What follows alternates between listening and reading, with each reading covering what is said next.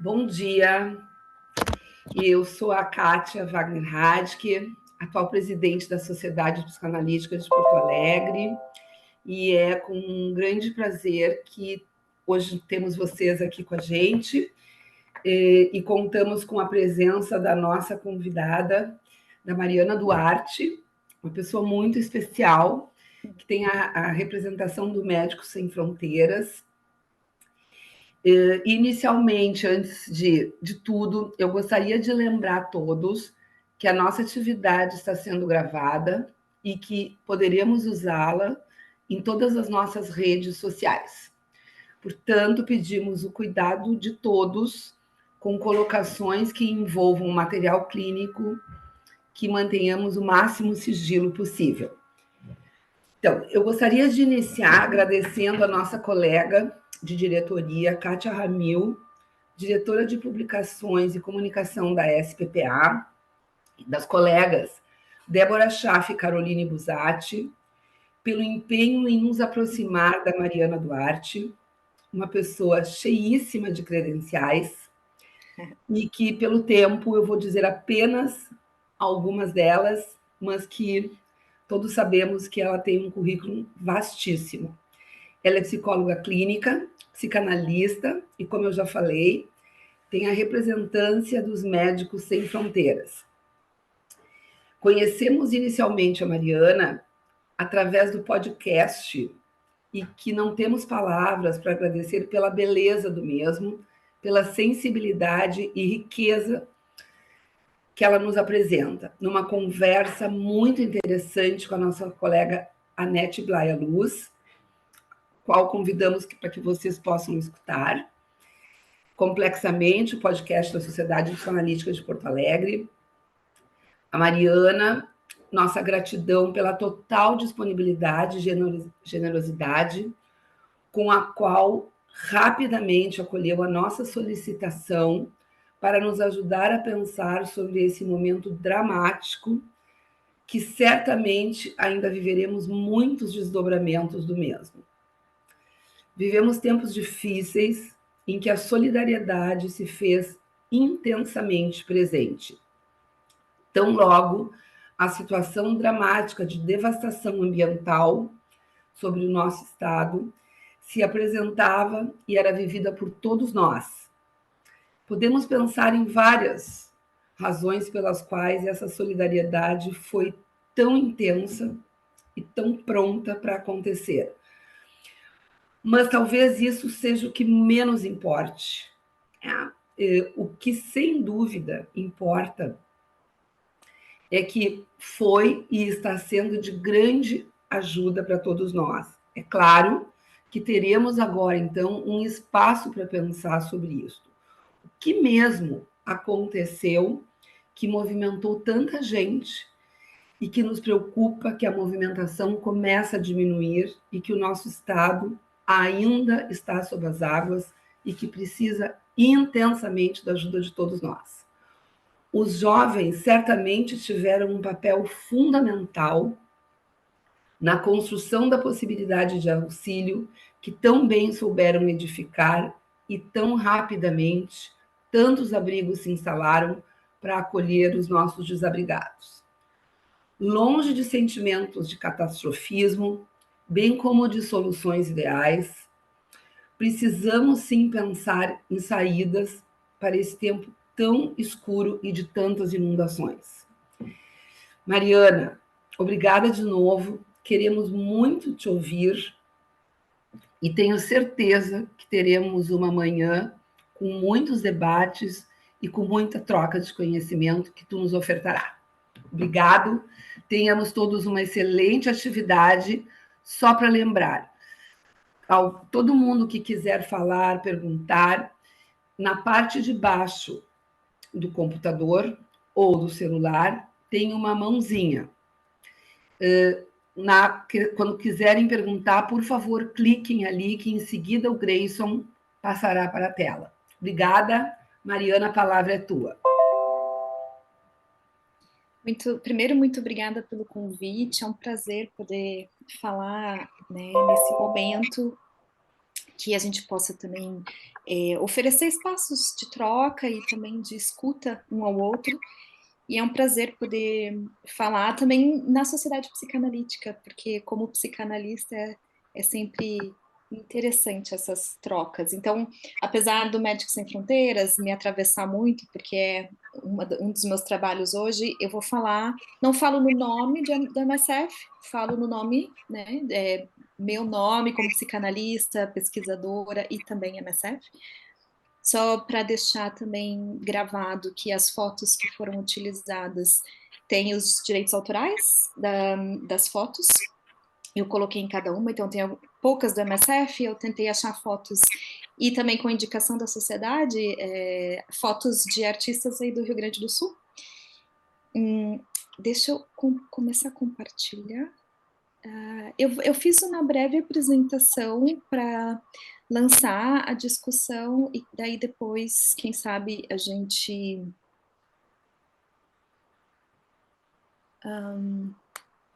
pode abrir para perguntas.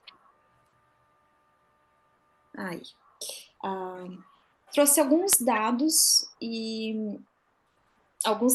relevantes para discutir e conversar sobre catástrofes naturais.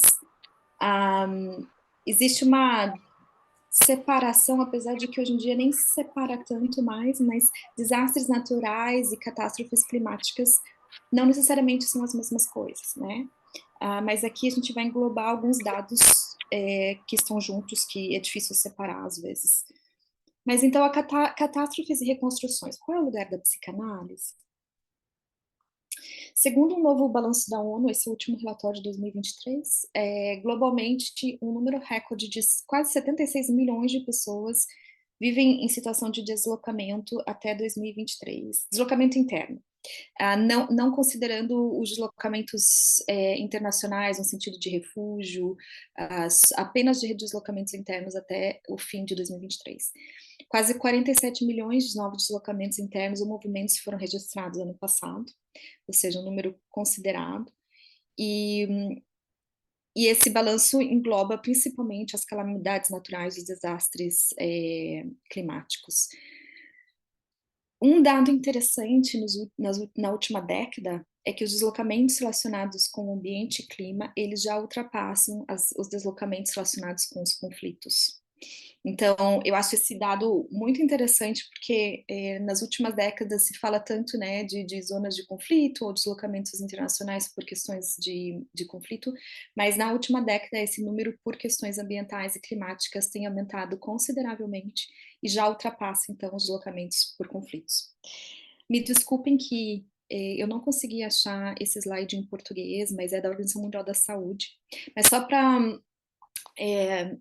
exemplificar que, por questões climáticas, mais de 1,7 bilhões de pessoas no mundo são afetadas por questões climáticas na última década.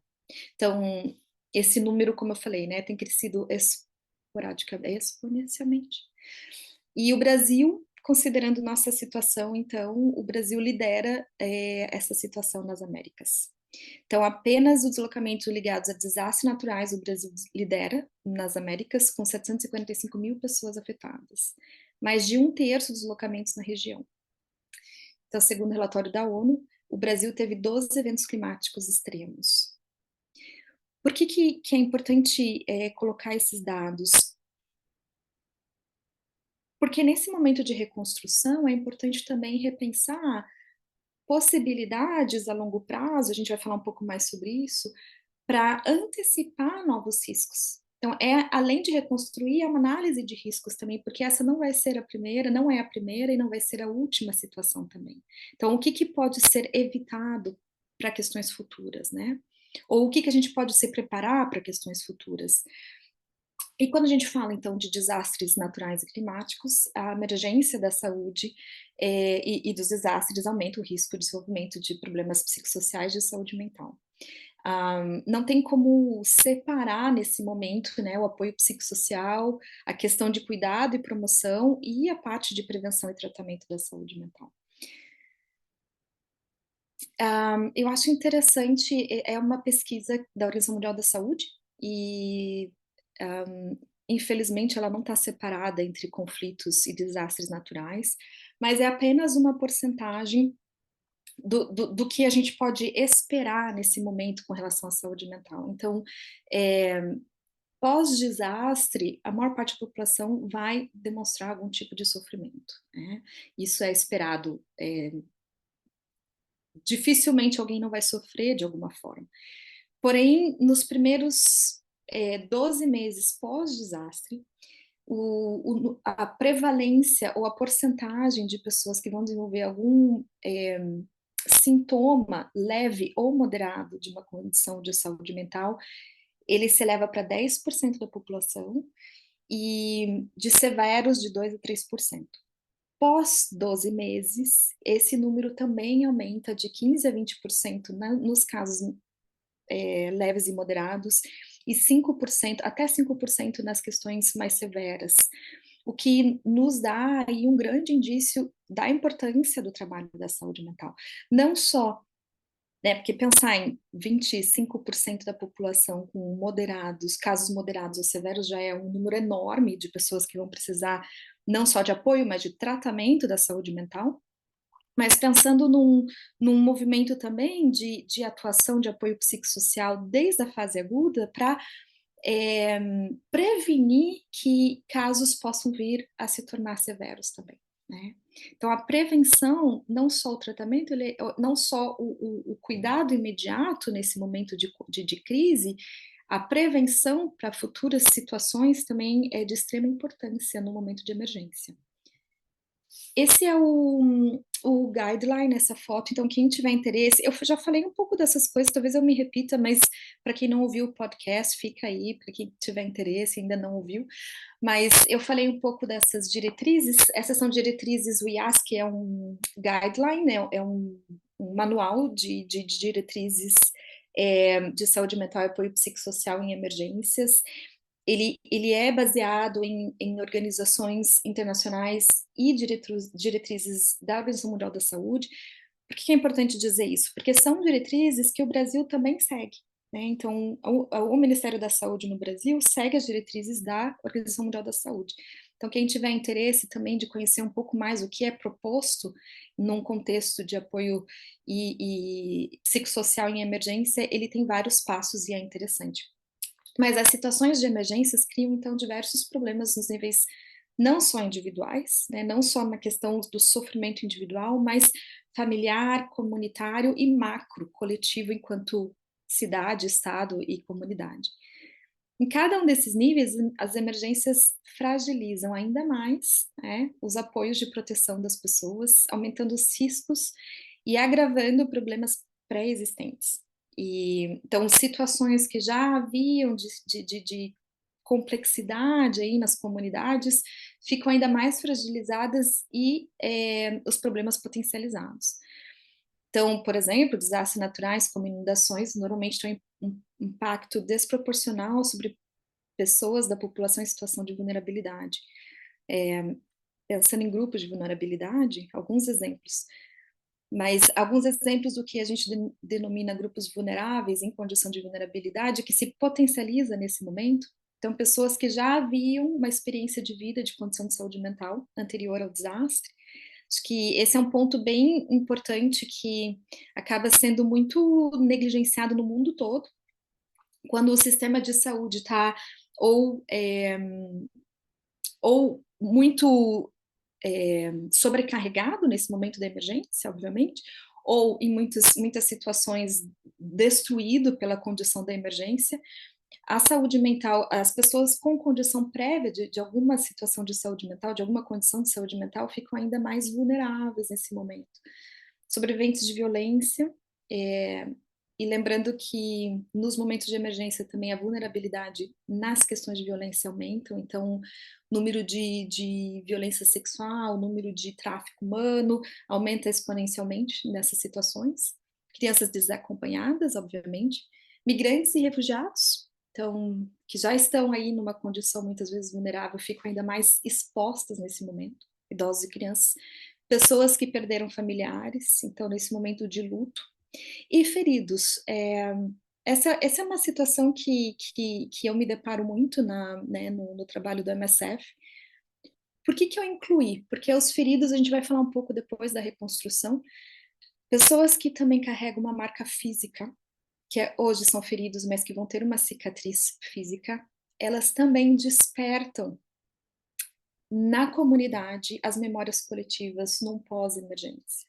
Então, é um grupo que não apenas precisa de cuidado e atendimento para as feridas nesse momento, mas o que se apresenta coletivamente vai ter efeitos nessa subjetividade também. Então, é um grupo bem sensível para a gente pensar em como atuar na parte inclusive da psicanálise. E também peço desculpas, já estou vendo alguns erros de acentuação por causa do computador, que tem diferentes línguas, então desculpem alguns erros de acentuação. E as diretrizes, então, nesse momento de emergência, eu quero passar um pouco mais para a reconstrução, que é o foco de hoje, mas apenas retomando as diretrizes no momento de emergência, então, é possibilitar que os atores, comunidades, se coordenem na resposta. Então, isso é muito importante, a coordenação das assistências. O foco imediato da emergência, e foi falado muito bem na abertura, a gente tem muita visibilidade, o Rio Grande do Sul recebeu muita visibilidade mundial, inclusive, né? Essa é uma foto do Rio Grande do Sul, compartilhada pela sociedade, obrigada. E vocês tiveram muita visibilidade mundialmente falando, né?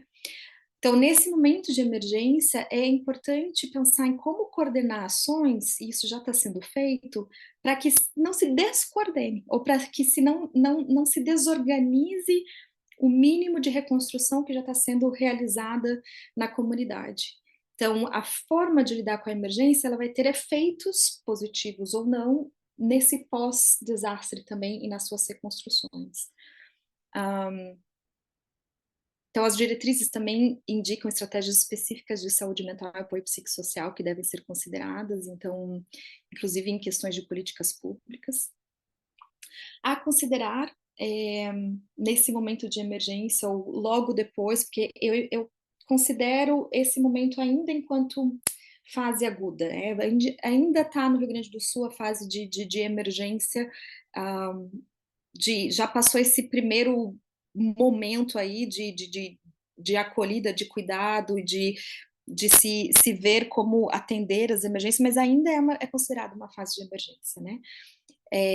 Algumas situações, como eu falei, violência sexual de gênero, que aumentam, os riscos físicos de proteção também, que precisam ser considerados, a severas violação de direitos humanos é algo extremamente importante a ser considerado, as consequências sociais e educacionais, as comorbidades, nesse momento em que o sistema também de saúde está aí sobrecarregado, principalmente por causa da água, muito do momento da limpeza, né, desse pós ou desse imediata emergência, as comorbidades que existem, elas estão mais acentuadas, de saúde, eu digo, e as questões de doenças pós-desastre aumentam consideravelmente também. Acesso à farmacologia eu coloquei como principalmente nos casos, né, de pessoas que têm uma condição, um transtorno de saúde mental, que nesse momento muitas vezes se interrompe o acesso, ou é difícil o acesso à medicação, e o quanto essas pessoas sofrem ainda mais por não ter acesso ou continuidade aos seus tratamentos. O que fazer e o que não fazer? Ele está muito pequeno, eu não vou ler, é só um exemplo. Então, no guideline, naquele manual que eu mostrei, existe o que a gente deve fazer e o que não deve fazer. Então, muito do que se não deve fazer é a descontinuidade desses primeiros movimentos já de reconstrução ou de atendimento. Então, a não duplicação do trabalho, né, não duplicar atividades, rever essa rede de resposta, quem está fazendo o que e onde, para que se fortaleça e não para que se duplique atividades ou para que se diluam os esforços nesse momento. E pensando num movimento mais global de apoio que foi realizado e que isso vai passar em algum momento e está passando já essa visibilidade, se utilizar, claro, de todos esses cuidados e apoios que estão sendo oferecidos, que são necessários, mas contando e pensando em estratégias que vão ser sustentáveis, porque essa ajuda toda, ela está passando e vai passar. E esse é um segundo momento que a gente vai falar depois também, sobre o que se faz com essa invisibilidade que daqui a pouco vai ser alcançada. Então, o que não fazer é apenas pensar também, ou pensar em estratégias de intervenção, ou inclusive da escuta da psicologia, que seja só imediata, mas quando eu me proponho a oferecer uma escuta, ou um apoio, ou um cuidado, que eu também me proponha que isso seja sustentável, para que esses laços que estão se resgatando nesse primeiro momento não se diluam e não se desconstruam, porque seria um segundo momento de desconstrução em vez de reconstrução. Ah, e essa é uma das fotos também da realidade nesse momento. Então, é um projeto bem interessante do Fabrício, e quem tiver interesse, de depois verificar, mas eu gostei muito, eu fui apresentada pela sociedade também a esse artista, é um artista do Rio Grande do Sul, eu achei bem interessante por ser em preto e branco, mas tem uma sensibilidade, e eu vou chamar essa segunda fase de limpeza, que é o momento, não é tão agudo, mas ainda é emergência, e a gente precisa, passou, né, o ocorrido, ainda tem em alguns momentos a questão da água, mas o que a gente precisa começar a se movimentar em limpar? O que a gente faz a partir de agora? Né? Então, essa foto é uma foto, eu não sei se dá para ver direito, mas foi a Carol que me enviou, eu gostei dessa foto, porque tem um gari limpando. E nesses momentos da limpeza, quando muitos dos recursos já começam também a não ser suficiente, esse cuidado de também não se contaminar ou não se ferir, porque esses objetos todos, né, na limpeza podem ferir, e o quanto a gente esquece, às vezes, desses profissionais que estão na frontline, né, que estão aí nesse primeiro contato, não só do atendimento, mas da limpeza. Então, o cuidado do cuidador é uma parte também muito negligenciada, que eu gosto de chamar atenção para que se olhe para essas pessoas, para que isso não ainda se torne mais um pesar para a saúde pública também, né? Porque são momentos que precisam ser de cuidado e de prevenção futura. Mas é muito comum pessoas se ferirem nesse momento, ou que essas endemias que vão acontecer, né, por causa da água, ou doenças como leptospirose, que o não cuidado por não ter recursos tome uma dimensão muito maior do que poderia ser quando a gente previne, né? E as lesões, como eu falei, nesse segundo momento. Os lutos e as perdas, então esse momento de limpeza passou aquela fase do choque, né, do que está acontecendo, e agora é aquele momento de eu talvez consiga até voltar e já vejo a minha casa destruída, ou eu nem posso voltar e eu estou numa outra comunidade e não tenho mais lembranças, não tenho uma foto comigo. Eu lembro de uma situação fora do Brasil, mas só compartilhando, eu lembro dessa situação de um deslocado que ele falava isso para mim, eu não consegui nem trazer uma lembrança, né, física, como algo a memorizar ou memorar da experiência ou da minha história anterior à experiência de desastre. Então, não é só a questão do luto, mas o não ter também possibilidade aí, talvez, de manter algo que me lembre a minha história anterior. E isso também é muito difícil nesse processo de perdas. Então, é um processo de reorganização psíquica e coletiva. Então, riscos, né? Riscos de exclusão e projeção. Então, como eu falei, de muitas vezes, nesse momento, um grupo de imigrantes, por exemplo, pode ser ainda mais excluído e vulnerável, porque é aquilo que já não estava muito bem integrado, se não tomarmos cuidado, não tiver um apoio coletivo, risca-se, né? Corre-se o risco de uma projeção e de uma exclusão ainda maior de certas comunidades. E esse processo de me ver esse outro estranho, esse outro que eu não conheço dessa comunidade, que diz muito das nossas estranhezas próprias, né, daquilo que era inconsciente nosso e que agora, nesse encontro com o outro, pós-desastre, isso vem à tona. Então, esse também é um potencial da psicanálise de intervenção, né, as nossas próprias questões que vão se interligar nesse momento coletivo, nessas experiências coletivas. Então, reconstruir, né? Então, acho que esse é mais o foco. O que é possível reconstruir a partir de então? E o que é importante nesse momento? Esse é um outro guideline de diretrizes também da Organização Mundial da Saúde, não, na área de saúde mental. Então, o que é importante pensar nesse processo de reconstrução a longo prazo? Porque não é só nesse momento, né? Que a gente possa reconstruir, building back better, né? Fazer melhor do que apenas reconstruir imediatamente, mas pensando no que poderia ser desenvolvido a longo prazo. E então, esse momento é um momento não só individual, mas coletivo. Então, de reconstruir memórias coletivas também. Essa é uma foto de Bangladesh, que depois do typhoon, do desastre natural, a comunidade, né, foi devastada, e essas mulheres, o bambu é algo muito particular na cultura também, né, o entrançamento das cestas, as casas construídas de bambu, e era todo um ritual delas de reconstruírem essas cestas juntas de bambu como uma forma de reenlaçar culturalmente, de resgatar memórias coletivas. Outra questão interessante em Bangladesh é que no campo de refugiados, que não são refugiados, mas deslocados internacionais, eles têm em colinas, então é muito difícil também o acesso à saúde.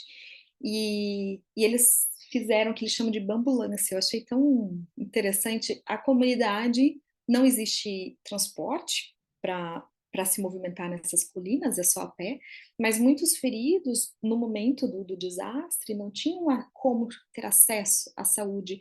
Então, eles fizeram as bambulâncias através de bambu. A comunidade fazia uma rede no bambu, então o ferido ficava na rede, e eles carregavam até o hospital. Então, as bambulâncias eram a própria comunidade cuidando da própria comunidade.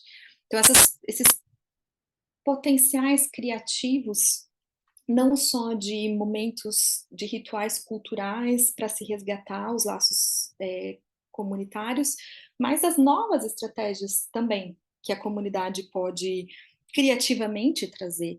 E é interessante também ouvir os mais novos, né? Às vezes a gente é jovem, é muito imaturo, mas a juventude tem tanto a contribuir nesse processo também, com as suas características próprias e talvez na tecnologia.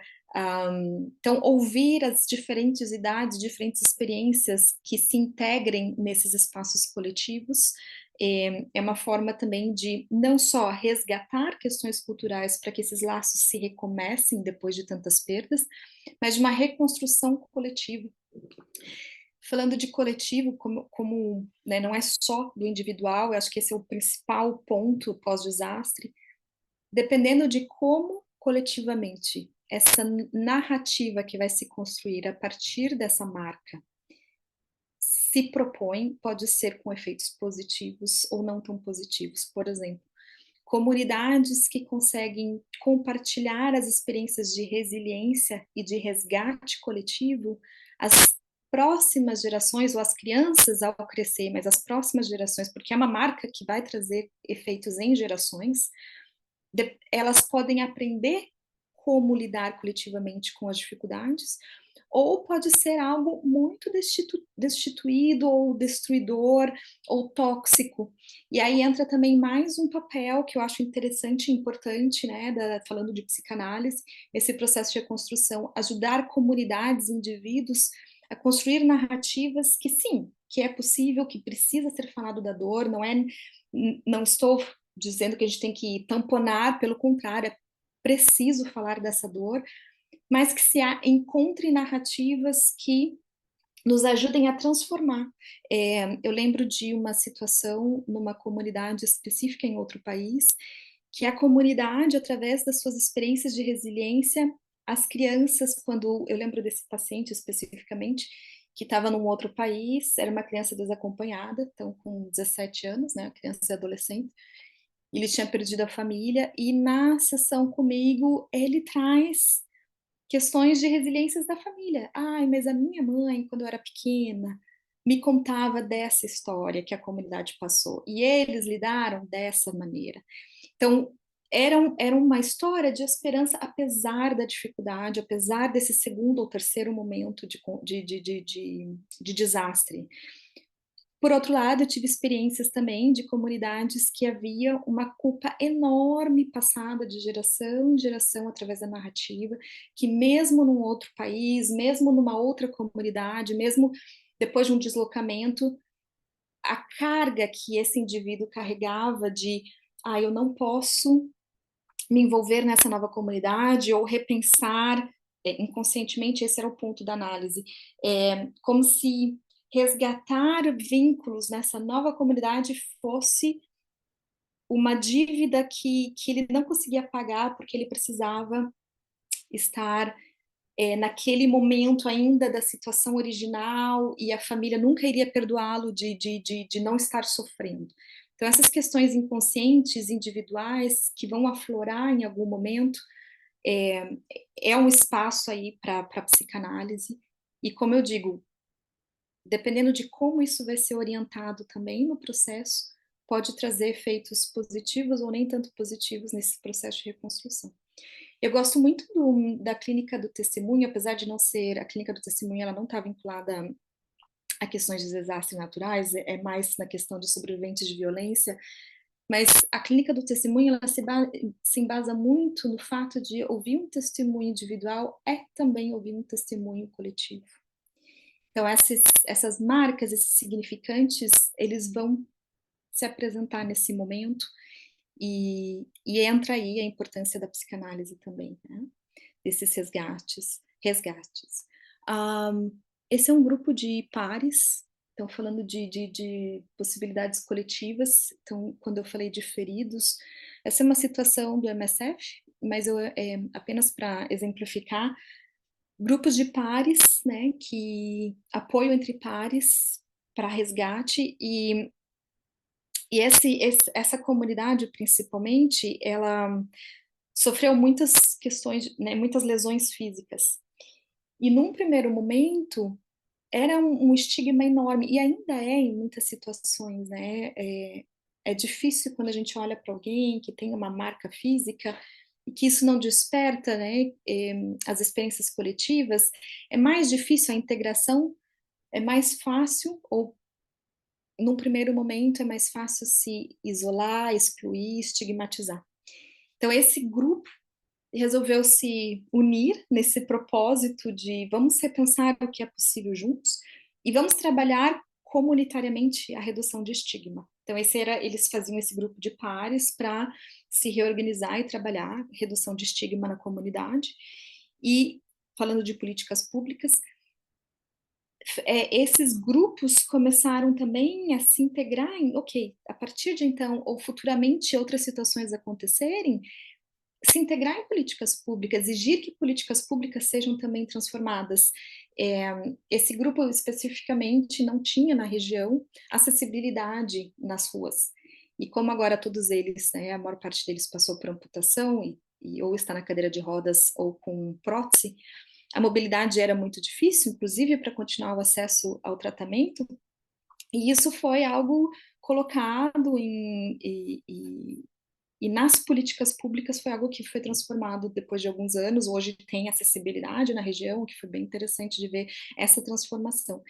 Então, a análise de risco, para que futuras situações sejam menos catastróficas, passa também por um engajamento de exigir políticas públicas que incluam principalmente a saúde mental, né? Já que a gente está falando da psicanálise e reconstrução, o que coletivamente é possível também que se faça para que numa situação futura se tenha uma estrutura melhor de saúde mental.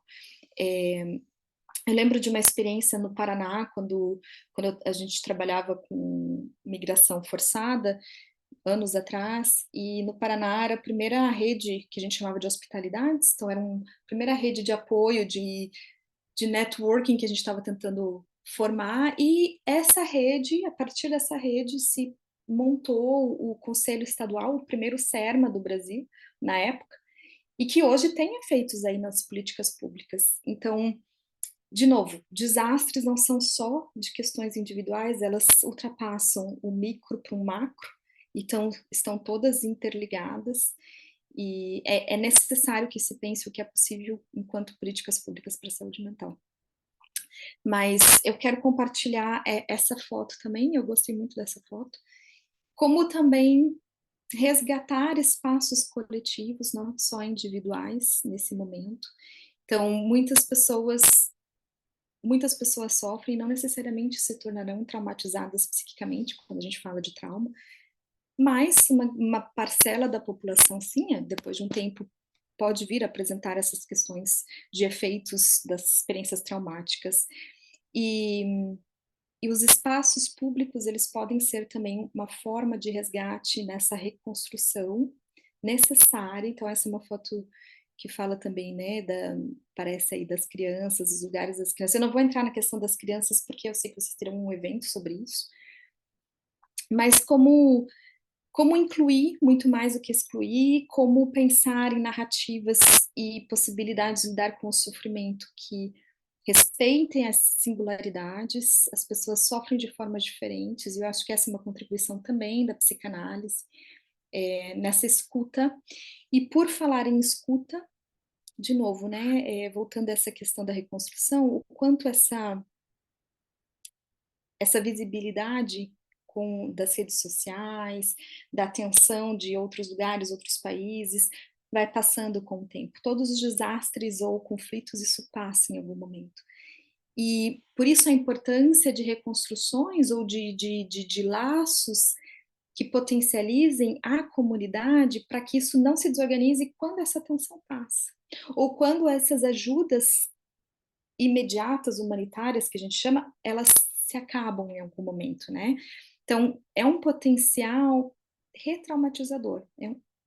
Quando a visibilidade começa a passar, entra num certo esquecimento das redes sociais, e a gente faz o que agora?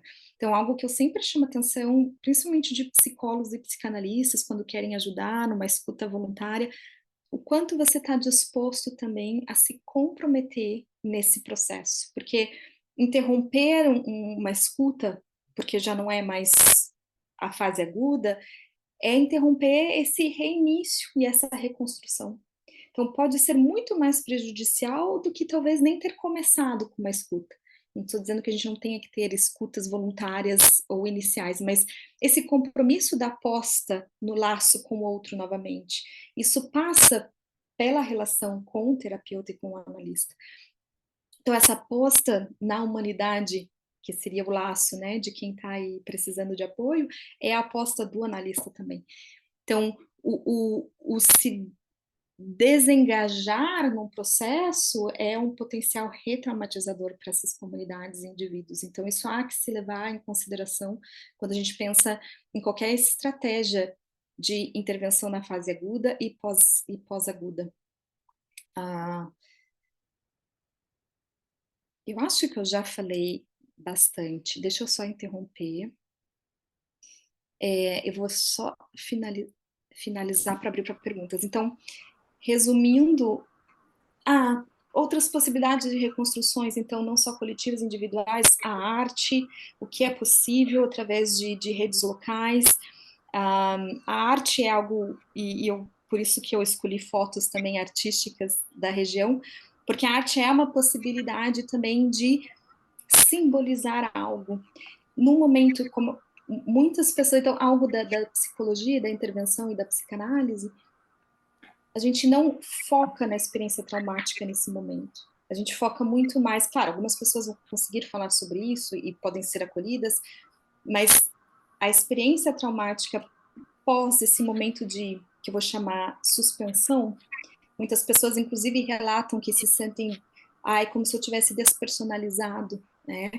E então é muito mais uma escuta de apoio ou de sutura para que possa se atravessar nesse momento e talvez, nem sempre, mas talvez futuramente exista um espaço para falar, né, das questões traumáticas. Talvez não chegue esse momento, mas focar nisso no primeiro momento pode ser muito mais desorganizador do que reorganizador. Então, a escuta, ela não passa necessariamente por focar na experiência traumática. E, então, para aqueles indivíduos que muitas vezes estão nesse momento de suspensão psíquica, que eu chamo, que ainda não conseguiram se reorganizar simbolicamente, porque é uma desorganização simbólica, imaginária, é uma desorganização de si. Então, o processo ele é longo, ele não é só pós-limpeza, por isso que eu falei de limpeza, é uma limpeza individual também, cada um vai ter o seu tempo, e resgatar isso através da arte, através de formas de simbolizar, pode ser muito produtivo também, para que futuramente possa ser narrado também esses momentos com talvez menos sofrimento, né?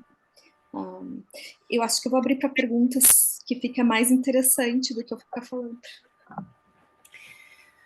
Muito obrigada, Mariana. Eu acho que nós poderíamos seguir discutindo por um longo tempo, mas a conversa agora, né, de colegas é importante e eu queria poder dividir contigo, com o público, uma certa preocupação, mais do que certo, uma preocupação bastante grande que nós da SPPA temos tido e que tu falaste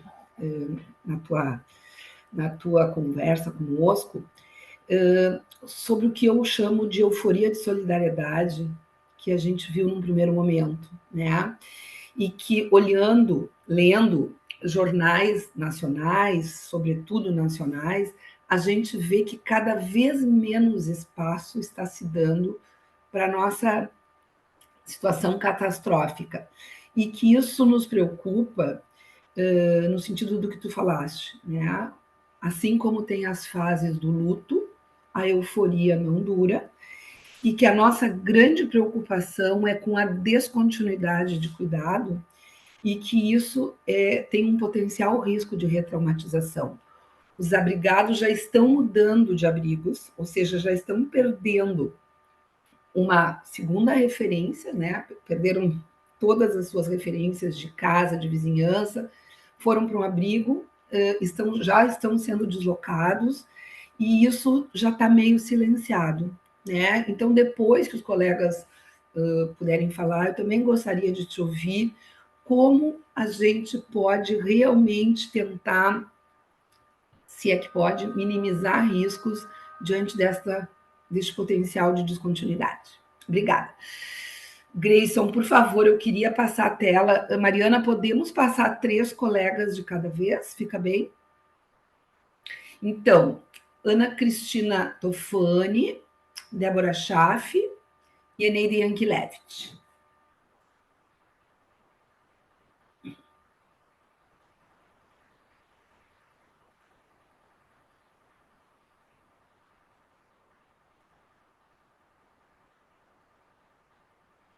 Só um momentinho que leva um tempinho para as pessoas conectarem e aparecerem na tela. Acho que a doutora Ana não quer fazer pergunta. Então, Ana, por gentileza, tu só baixa a mão, porque senão fica para mim como se tu ainda quisesse. Obrigada. Então, a Débora Schaff e a Eneide Yankelevich. Me escutam? Oi, Débora, sim. Oi, bom dia. Mariana, é um prazer te ouvir de novo. É incrível como a tua fala continua me despertando muitas ideias. Eu acho que essa fertilidade é o que a gente mais precisa nesse momento, porque recupera a nossa esperança.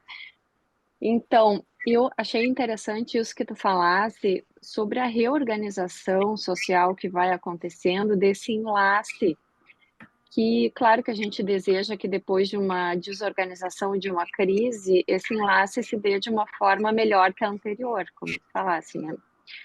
E como a gente teve um desastre muito grande, uma desorganização muito grande, a gente sente que a gente não tem perna para atuar nesse enlace de forma suficiente. E no Brasil, infelizmente, alguns dos enlaces que já tem aí disponíveis são o tráfico, o crime organizado, e isso não são só questões de sobrevivência, mas são enlaces de significado individual, social, enfim, do coletivo, né?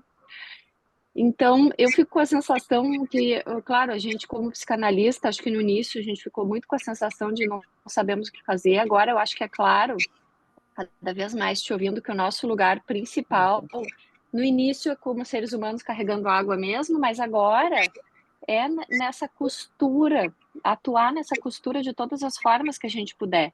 Tem formas que a gente meio que transita na individualidade dos nossos consultórios, a gente vai fazendo esse trabalho de formiguinha, a gente tem expressões em meios de comunicação, jornais, e eu acho que é uma coisa que a gente já vem tentando ampliar, a SPPA está ampliando a sua atuação social cada vez mais, com diretorias e tal. E eu sempre tenho a sensação que tem grupos que a gente não alcança. Por exemplo, tu falaste do grupo dos garis. Não só eles podem se ferir fisicamente, como eles, imagina o trauma, o que eles devem estar vendo, né? Então eu fico e são pessoas que não, em geral, não têm um trânsito na reflexão psicológica tão grande. Então isso pode ir muito para o corpo, pode ir para a manifestação de outras doenças de longo prazo, enfim, nem sabemos o quê.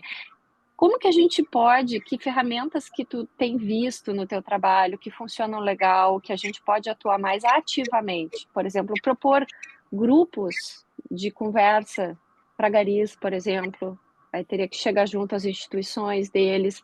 Isso funciona, mesmo que temporariamente, ou a gente teria que fazer um compromisso por longos prazos. Os atendimentos, a gente não tem como dar atendimento de longo prazo para todo mundo, esses atendimentos pontuais, desde que a gente deixe claro de que vão ser poucos e que depois se pode tentar encaminhar, se for necessário seguir, isso é melhor do que nada. Então, queria te ouvir como que a gente pode ser mais ativo ainda. A arte é um deles, o Fabrício mesmo, que fez as fotos, ele, além de fazer essas belíssimas fotos, ele está oferecendo para as famílias um projeto de fazer fotografias das famílias, que é muito legal, né? Então, mas a gente como psicanalista, que a gente pode ser mais ativo? Que isso a gente não sabe tanto fazer, eu acho. Obrigada, Débora. Eneida. Acho que é Eneida. Grayson, Tô aqui. Ah, tá. Oi, Posso Eneida. falar, Kátia? Pode, claro. Bom, em primeiro lugar, obrigado pela oportunidade para a Kátia, para a sociedade, certamente para a Mariana, mas eu acho que cabe a gente destacar que quem iniciou essa possibilidade foram as realizadoras do podcast, que são justamente a Débora Schaff e a Caroline Usati. Eu acho que também a gente se orgulha um pouco de ter colegas que nos ajudam a continuar aprendendo com a Mariana. Mariana, eu vou tentar colocar de um jeito bem pontual. A minha questão tem a ver com o que a Débora disse. Duas coisas. Uma é que esse desastre natural, e imagino que talvez não seja só aqui, ele denuncia a nossa negação da diferença absurda que existe na nossa sociedade em termos de possibilidades sociais, não só econômicas. Então, por exemplo, comigo faltou água uns dias. E aí a gente volta para a vida normal e a negação gera culpa. Mas eu acho que essa denúncia, idealmente, poderia fazer a gente estimular a sociedade a repensar a maneira que vive seus valores. Claro que isso é ideal, eu sei disso. Mas a tua experiência deve nos ensinar algumas coisas sobre isso em outras comunidades, até porque o que eu tenho pensado é que são realidades completamente diferentes, são linguagens completamente diferentes, são representações e significações diferentes. Então, eu gostaria de te ouvir sobre isso. E a segunda coisa é justamente a questão que a Débora trouxe, que me preocupa muito. A gente propõe, e isso é um trabalho maior, não é só da nossa sociedade, é um modelo maior, tem o SOS Brasil, de propor algumas sessões. Eu tenho alguma experiência nisso, acabei de atender uma pessoa pela nossa sociedade, de propor algumas sessões para continência e para depois parar de atender. Então, eu queria, como a Débora, te ouvir sobre isso. Só quero, para finalizar, usar um pouco a experiência que eu tive agora, acabei de fazer a última sessão, com esse modelo, porque a pessoa me disse o seguinte, e eu fiquei muito impressionada, porque a gente acha que os outros não têm possibilidades e os outros têm possibilidades que a gente nem imagina. Ela disse, olha, eu queria te agradecer por essas vezes que a gente conversou, eu vou querer continuar me tratando, porque eu, te ouvindo me ouvir, eu aprendi comigo. Então, eu acho que isso é uma coisa para se levar em conta, mas eu quero fazer um depoimento. Para mim, foi a pior coisa do universo terminar. Então, gostaria de te ouvir sobre isso, e muito obrigada. Grayson, tu poderia passar a tela, por favor, a Caroline Busatti? Sim. E aí a gente escuta a Mariana e depois seguimos.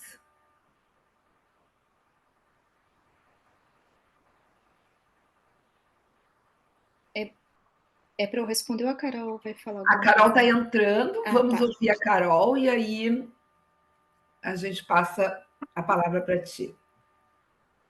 Oi, bom dia. Quero agradecer a Mariana, né, por essa Carol, não te vemos.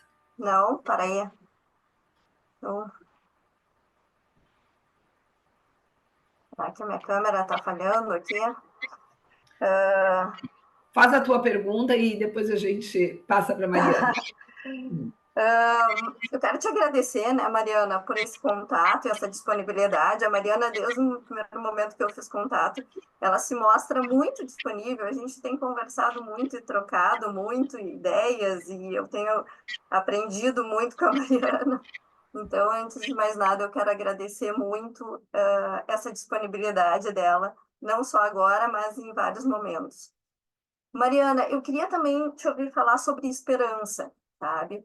Eu tenho questionado muito essa questão da esperança, porque a gente precisa de esperança, né? A esperança é o que nos move nesse desejo, nessa possibilidade de reconstrução, de mundo novo, de novas possibilidades. Mas eu acho que ela não pode ser uma esperança ingênua, né? Passa por dor, passa por angústia, passa por ter que ouvir pessoas que perderam tudo, assim, que dizem assim, eu não sei o que fazer, eu não tenho motivos para viver.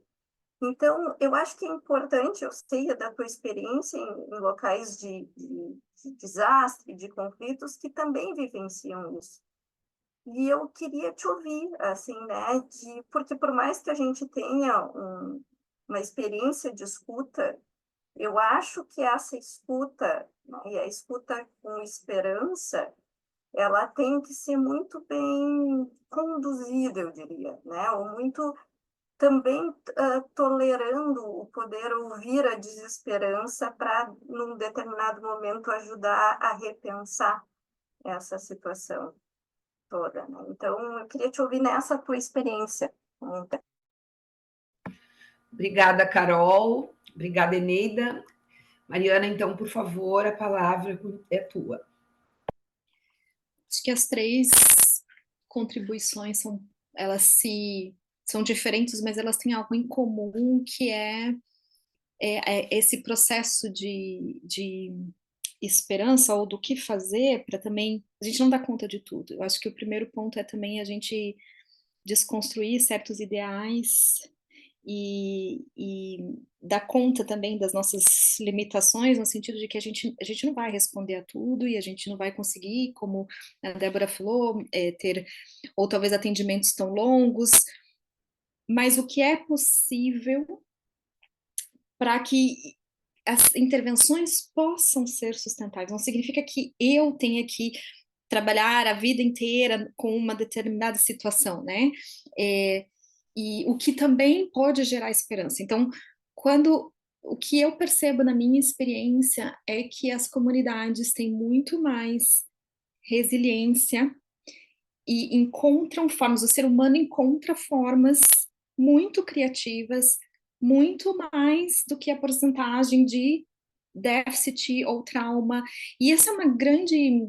Inclusive, os meus colegas do mundo humanitário sabem disso, porque existe todo um movimento para olhar o trauma, né, PTSD, estresse pós-traumático. Eu não estou negando isso, isso existe, mas, de novo, é uma porcentagem da população que, sim, é uma porcentagem que precisa de cuidado, apoio e tratamento, mas uma grande proporção da população vai encontrar formas de se reorganizar. E aí, esse é o movimento que eu vejo essencial, inclusive da psicanálise, para ajudar nesse momento. E aí, as reconstruções vão acontecendo também, claro que não de uma forma ideal, novamente, acho que isso é bem importante também, Débora, o que você comentou, de que, né, o que pode ser reconstruído melhor, porque é parte também, né, do guideline da Organização Mundial da Saúde, mas isso é um processo também da gente reanalisar os riscos agora. Então tá, isso aconteceu, não é só um desastre natural, é um desastre climático, no sentido de que foram razões climáticas, né? Um terremoto é algo que a gente pode chamar talvez desastre natural, que talvez a gente possa analisar o risco do que possa ser evitado no futuro, ou que possa se reconstruir melhor no futuro, mas a gente não tem como evitar um terremoto. Mas as questões climáticas estão passando de um micro para o macro. Existem questões que podem ser talvez de formas coletivas e, por exemplo, algo que são realidades diferentes, mas um exemplo é, em alguns países que eu trabalhei, não existia quase nada de saúde mental anos atrás, e agora existe universidade, existe todo um movimento, tá, é preciso investir nisso. O Brasil, a gente já tem uma estrutura, mas o que é possível enquanto coletivo, e talvez seja isso, como psicólogos, não só necessariamente atender voluntariamente, mas como coletivo, ou psicanalista, ou psiquiatra, a gente está falando de saúde mental aqui, né? Mas pode ser um exemplo para qualquer outra área. Como é que a gente vai também coletivamente se organizar para exigir ou para cobrar que políticas públicas possam, né, ser mais eficientes para futuras situações? Essa é uma coisa num sentido mais macro. Agora, num sentido mais individual, né, num foco mais individual, é que possibilidades esse grupo encontra de se reorganizar. Então, um exemplo dos garis, sim, eu gostei dessa foto, que inclusive foi a Carol que tirou, né, Carol? Obrigada por ter compartilhado, porque é uma comunidade tão invisível já no dia a dia. Então, imagine num pós-desastre, e que lugar especial e importante eles têm na comunidade nesse momento, né? Então, pensar talvez uma estrutura, sim, de oferecer uma escuta, ou talvez de grupos focais, mas que eles possam ter, encontrem ferramentas por eles também. Não, o que eu quero alertar aqui é que não é só a gente como oferecer um cuidado, mas é muito mais como a gente pode ser um instrumento para que esses coletivos se desenvolvam a partir de então.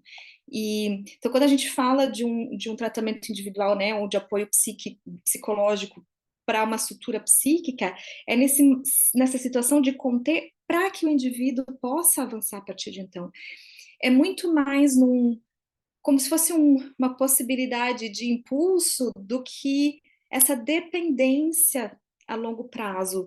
E aí eu acho que isso responde um pouco todas essas questões. Talvez, sim, 3, 4 sessões talvez tenha sido suficiente. Existe um dispositivo que inclusive é de uma sessão. Eu não sei se no Brasil acho que não é tão comum, mas fora do Brasil existe, principalmente em deslocamentos forçados, como a Kátia comentou, que às vezes o abrigo já é o segundo, já é o terceiro, e às vezes vem para a gente, né, apenas um momento, talvez não, amanhã já não esteja no mesmo abrigo, é uma sessão de intervenção. Então, é uma estrutura de uma intervenção. E tem efeitos, então eu não gostaria de marcar aqui a sustentabilidade como cronológica. E aí, trazendo um pouco para, né, o inconsciente, que é mais lógico, o que é, num sentido lógico da intervenção, de uma possibilidade que isso tenha efeitos sustentáveis e não necessariamente na dependência a longo prazo, cronológica. Por exemplo, existem intervenções que podem ser tão potencializadoras que a comunidade vai se reorganizar, como eu comentei dessa em Bangladesh, que eu achei fenomenal, que eles mesmos se organizaram e acharam, né, a bambulância. Talvez se a gente ficasse pensando, nossa, tem que achar uma forma de ter helicóptero ou o que fosse, é tão limitada a nossa noção de alguém que não consegue experimentar da forma que eles experimentam, né? Então, acho que o foco é muito disso.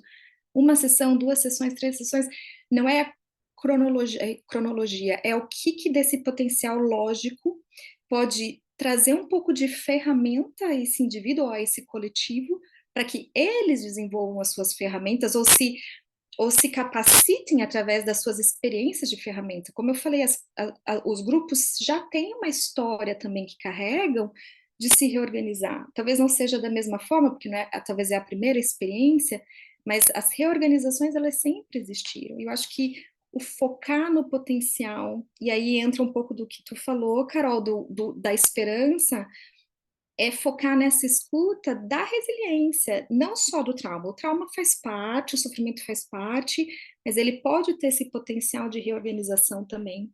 E, claro, de novo, alguns vão necessitar um apoio maior, e aí, mas, de novo, é uma população, é uma comunidade, ou um número muito menor do que às vezes a gente pensa, né?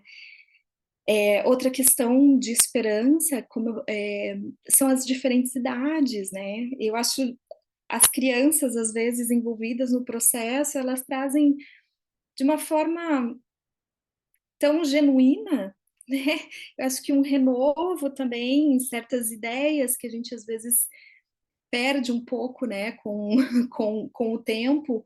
Por que não esses coletivos que incluam essas experiências da arte? Não é só sobre desastre natural, é sobre desastre, né, no sentido geral, mas um dos projetos que a gente está fazendo parte, que eu acho muito bonito, é um livro, é internacional. Quando eu tiver acesso, que for publicado, eu até mando para vocês da sociedade, mas é uma artista que ela trabalha com diferentes organizações para que crianças que passaram pela experiência desenhem. E aí ela faz exposições de diferentes países do mundo, e o livro é sobre as histórias das crianças. Então, é uma forma de mostrar como as crianças lidam também. E a gente pode aprender com isso, né?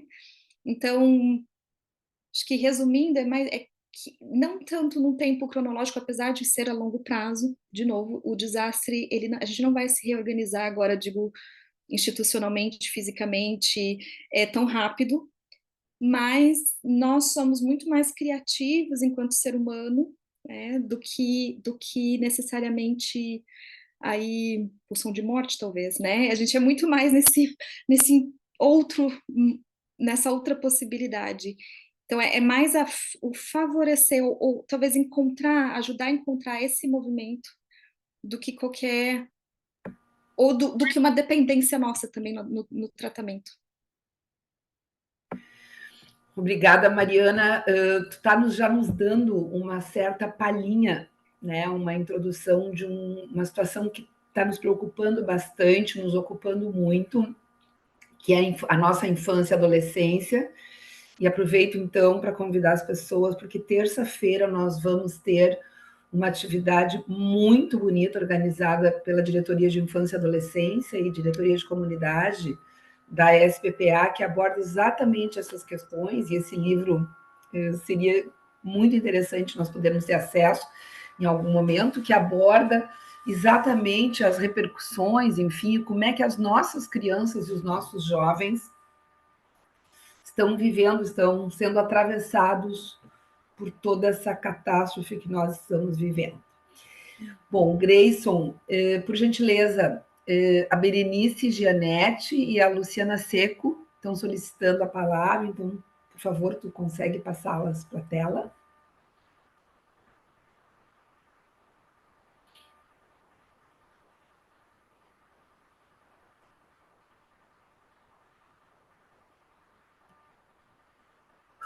Podem abrir o microfone e o vídeo, por favor.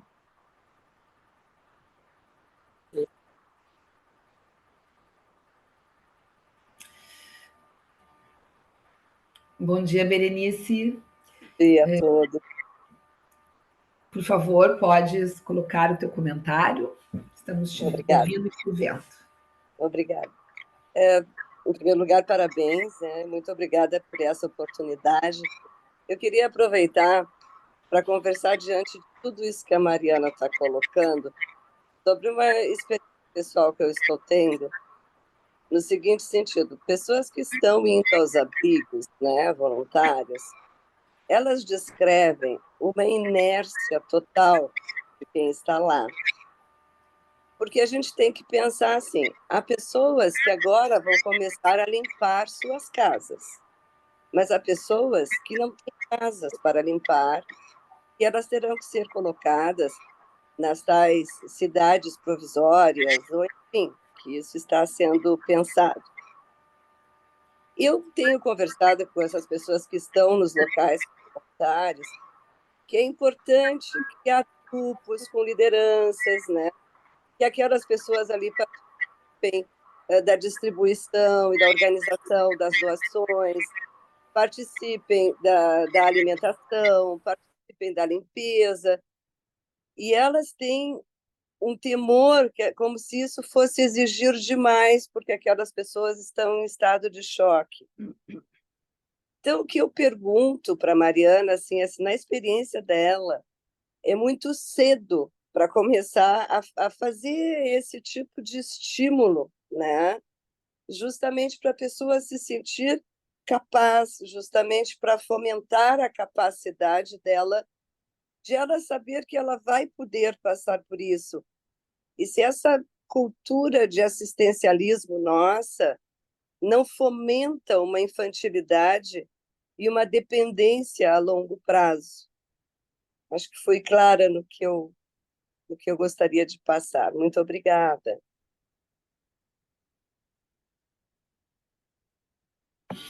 Grayson, a Luciana Seco. Bom, nosso. Ela está aqui, doutora.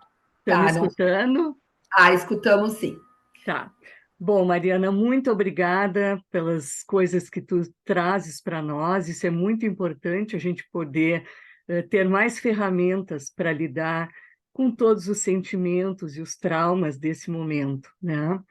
Que nós estamos assim enfrentando.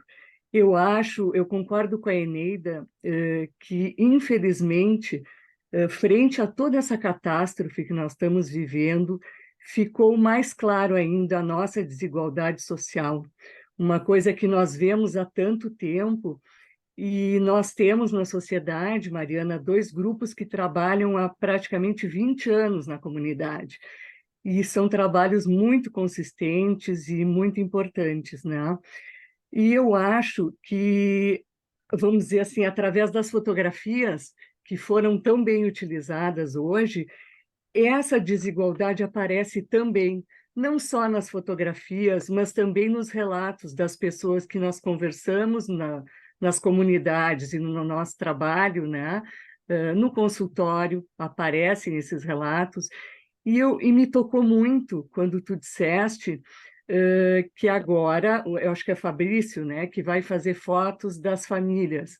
Isso me tocou porque a gente vê todas as pessoas que estão saindo das suas casas, muitas assim desesperadas e muito tristes com as fotografias que tiveram que deixar, com as memórias que ficaram para trás e fotografias que foram apagadas pela água, né?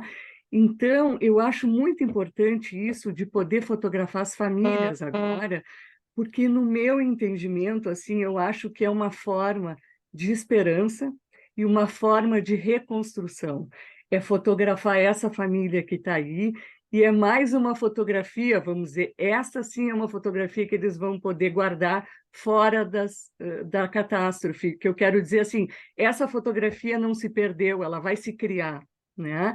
E eu acho isso muito, muito importante nesse momento, né? Não são memórias perdidas, mas é uma memória de uma reconstrução e de uma esperança. É só isso. Muito obrigada.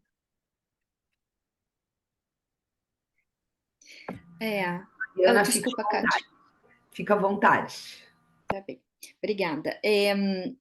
Sim, eu acho que são... E quando as colegas da sociedade me apresentaram esse projeto, eu acabei utilizando as fotos, porque eu acho que é isso, né? São movimentos aí da região e que precisam desse fortalecimento. Agora, falando de... E obrigada pelas contribuições, Berenice e Luciana.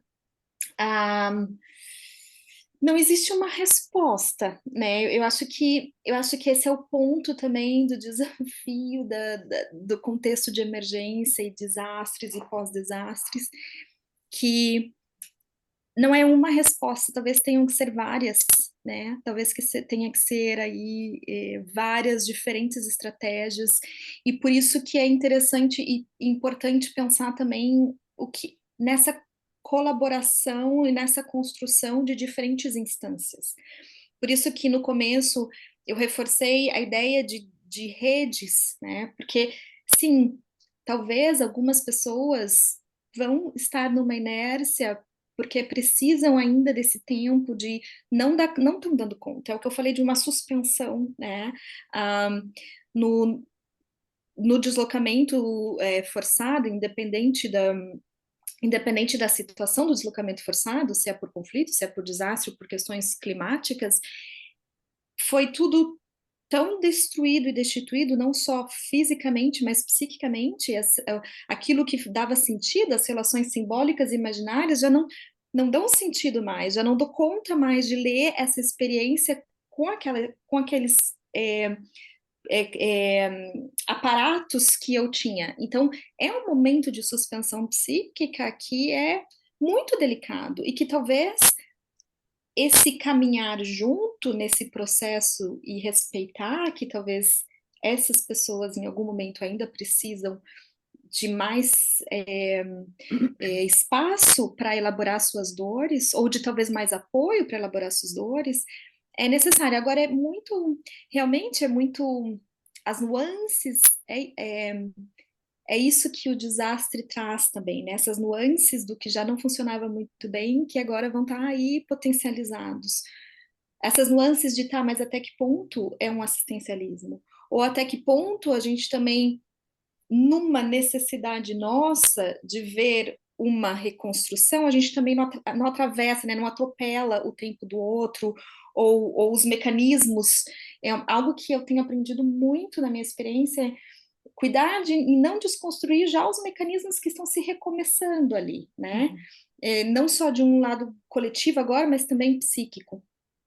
Mas isso são também níveis delicados aí não só de instâncias de intervenção, mas de experiência do manejo, agora falando mais de um manejo clínico.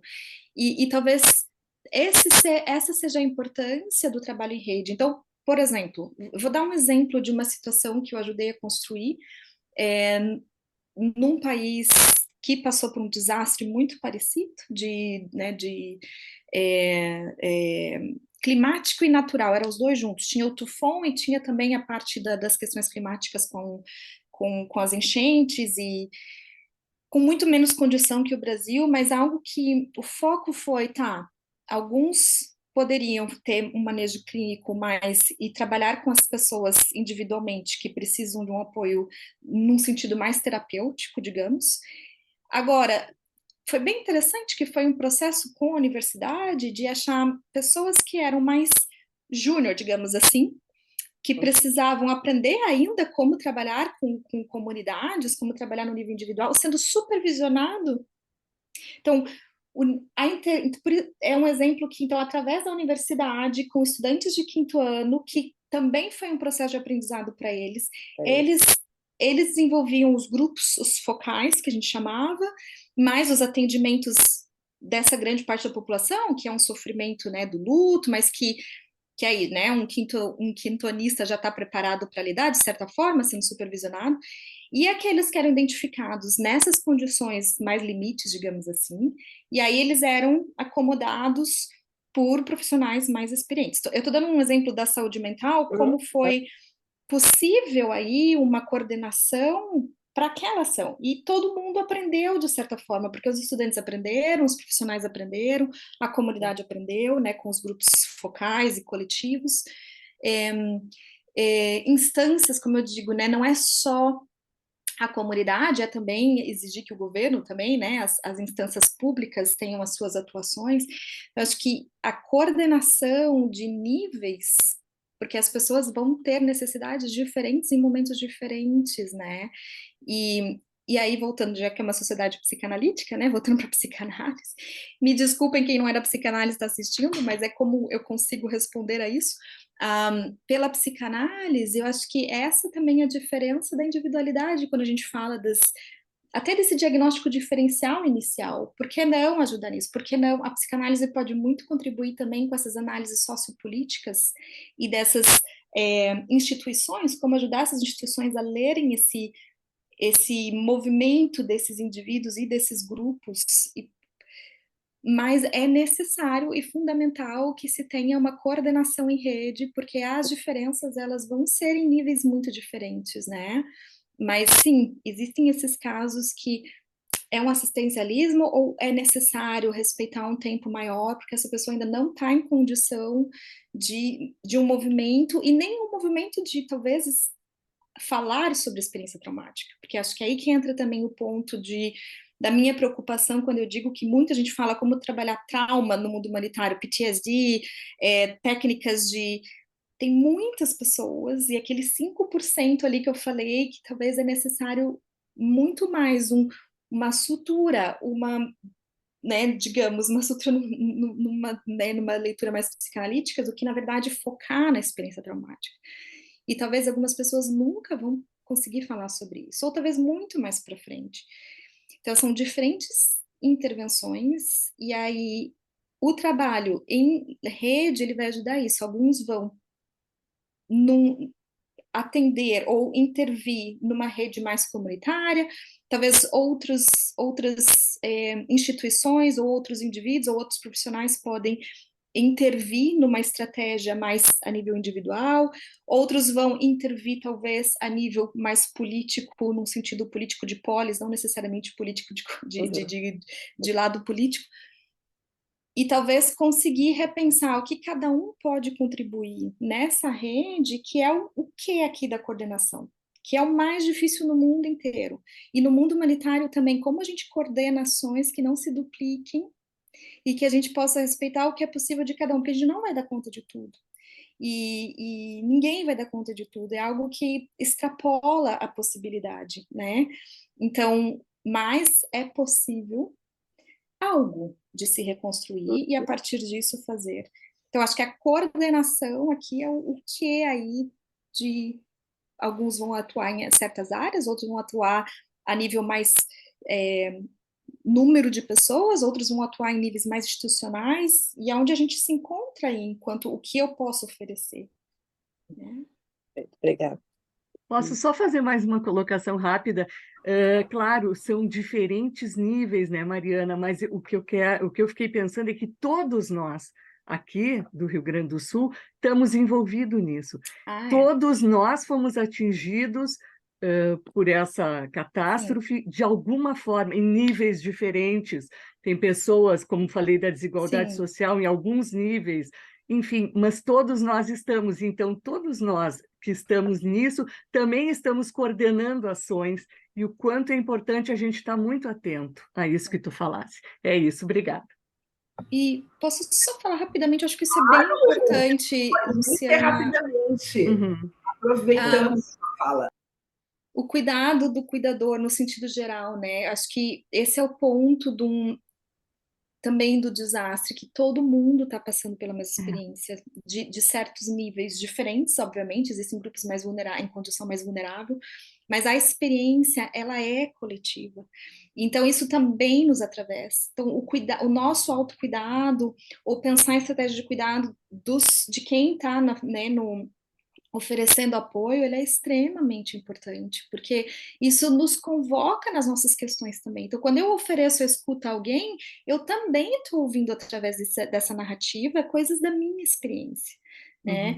Então, o apoio de pares que eu mostrei, ele é necessário ter também uma estrutura de cuidado dos pares, porque quando eu estou oferecendo apoio a alguém que passou pela mesma experiência, eu não sei o que vai despertar nessa narrativa também, nesse encontro. É um encontro de dois que passaram pela experiência.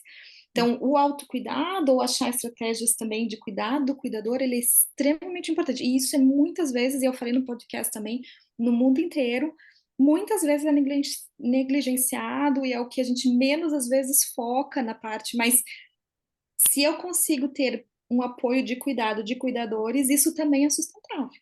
Agora, se as pessoas que estão oferecendo cuidado estão em burnout, logo, por causa da experiência que se atravessa mutuamente, aí fica mais difícil ser sustentável as atenções e cuidados, né? Então, o cuidado do cuidador ou o nosso autocuidado, ele é extremamente necessário.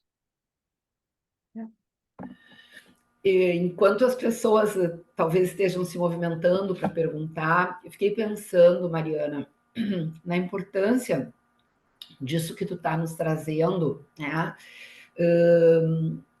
E que a Luciana levantou também, que de alguma maneira todos nós estamos perpassados por esse drama do nosso estado. E que, assim como é muito importante nós podermos escutar o que for possível das pessoas nos comunicarem, das pessoas vitimadas diretamente, que estão em abrigos, que perderam suas casas, também é importante a gente escutar que nem todas as pessoas, neste momento, conseguem cuidar de uma maneira ativa, né?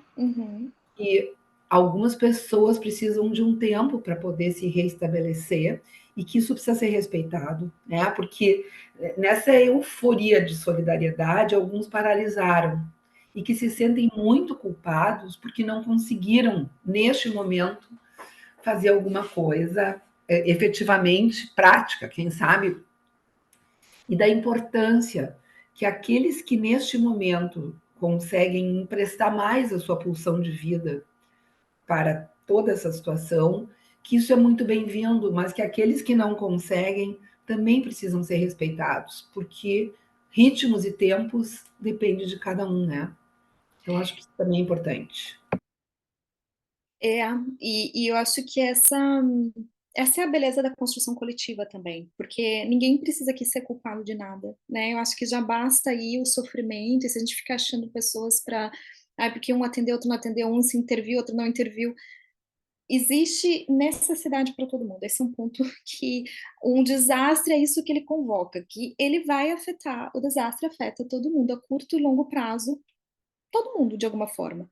Agora, alguns conseguem, e é o que eu falei, às vezes é necessário também esse momento coletivo de visibilidade, que muita ajuda vem, é necessário também. Agora, é necessário que após um tempo, talvez essas pessoas que estejam mais cansadas, que precisam de um cuidado, talvez outras pessoas podem assumir. Então, a questão é como a gente pode coordenar, respeitando as possibilidades, para fazer sustentável. Então, talvez eu possa ajudar nisso, porque eu gosto disso, isso que me interessa, isso que é menos pesado para mim. Outra pessoa vai dar conta de outra coisa. Mas agora eu estou cansada, é importante se respeitar também. Agora já dei o que eu tinha que dar, eu preciso me cuidar. Outra pessoa vai assumir. Ou a gente pode fazer o link com outras pessoas, ou outras redes. A gente não consegue, de novo, dar conta de tudo. Então, são também esse respeito às possibilidades de cada um é que vai fortalecer a rede também, né? Diferentes momentos, diferentes formas de atuar, diferentes pessoas. E aí eu acho, de novo, né, a contribuição aí de uma leitura psicanalítica de que é esse o momento da alteridade. E lidar com a alteridade é o que pode criar algo também, né? Então, se todo mundo atuar, for homogêneo, aí é ineficiente, mas é justamente a possibilidade da alteridade, do respeito às diferenças, de incluir essas diferenças que vai fazer com que seja sustentável, exatamente, né? E poder termos continuidade no cuidado. Isso. Grayson, por favor, 3 colegas estão solicitando a palavra.